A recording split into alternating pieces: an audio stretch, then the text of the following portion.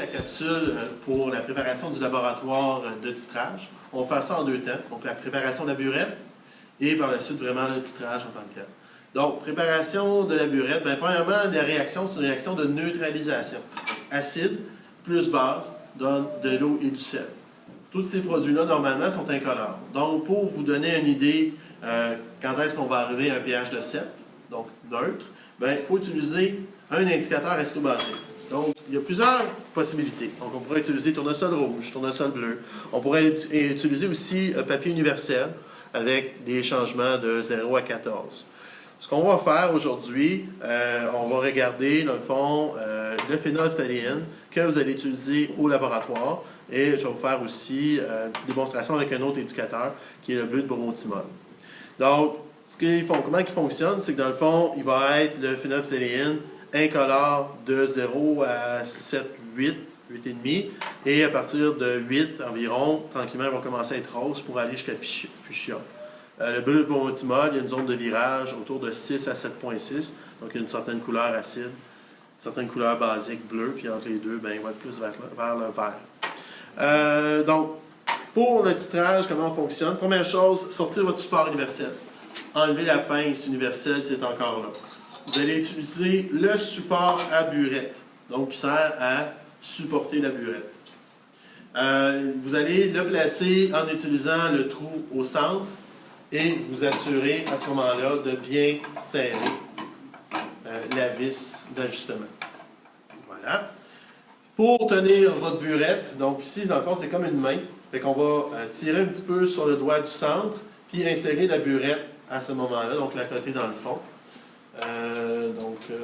Voilà, tout simplement. Donc, normalement, ça devrait être assez stable. Une burette, comment ça fonctionne? Donc, c'est comme un cylindre gradué à l'envers. Il y a des graduations. Par contre, ces graduations-là commencent en haut, donc au 0. Puis, ça descend tranquillement. Vous, ça va être jusqu'à 25. Celle-là, c'est une plus grosse, donc elle va arrêter à 50 ici. Par contre, toute la partie du bas n'est pas graduée et en bas du robinet non plus. Donc, vous ne devez jamais dépasser votre dernière graduation. De toute façon, au laboratoire, normalement, vous devriez maximum avoir des valeurs de 20 sur 25. Donc, ça ne devrait pas être un problème normalement. L'idée de la burette, c'est qu'il y a un robinet. On s'assure que c'est bien étanche, on serre comme il faut. Quand c'est perpendiculaire, le robinet c'est fermé. On peut l'ouvrir un peu, beaucoup, passionnément. Et quand il est droit, bien là, à ce moment-là, ça coule comme ça vient juste de se passer pour vous. Avant de commencer, c'est toujours bien de peut-être rincer votre burette un petit peu. Fait qu'on ferme le robinet, on met un petit peu d'eau distillée, on tourne, on tourne, on tourne. Et on va aller par la suite vider ça dans l'évier. On en garde un petit peu pour le robinet. Et voilà. Donc, vous pourrez faire ça à la fin du laboratoire aussi. Ça va être très important pour bien préserver nos amis les burettes. Donc, on est prêt à remplir la burette. Donc, on utilise ici l'entonnoir. Donc, on le met en haut à l'intérieur de la burette. Voilà. Et on utilise à ce moment-là le NaOH de concentration connue. Donc, on lève un petit peu l'entonnoir. Puis, on va remplir. Donc, dans mon cas, ça va être long parce qu'il y a 50 ml. On veut l'amener à 0. Si on veut l'amener à 0, on va l'amener en haut de 0. Pourquoi? Parce que je dois remplir ce qui est en dessous du robinet, qui n'est pas rempli. Donc, si je ne le remplis pas avant de faire mon titrage, je vais fausser mon résultat.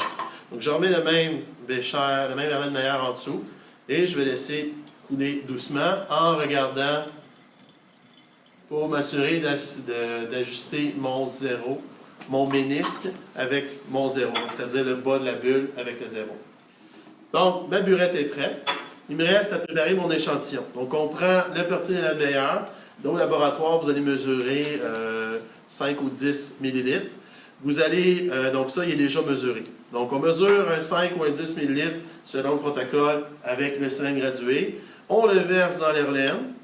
Puis pour être sûr d'aller chercher toutes les petites molécules d'acide, vous allez rincer avec de l'eau distillée et mettre l'excédent dans votre Erlenmeyer. Qu'est-ce qu'il reste à mettre? L'indicateur. Il ne faut pas l'oublier, sinon ça va juste être incolore après 3-4 burettes. Donc on va mettre un petit 1-2 gouttes de phénol. C'est bien un petit peu plus parce que c'est un gros échantillon. Et là, on en monte, on s'assure que c'est bien étanche, on rentre la meilleure en dessous avec la petite feuille blanche placée, puis on est prêt à faire notre titrage. Donc, on se rejoint à la partie 2.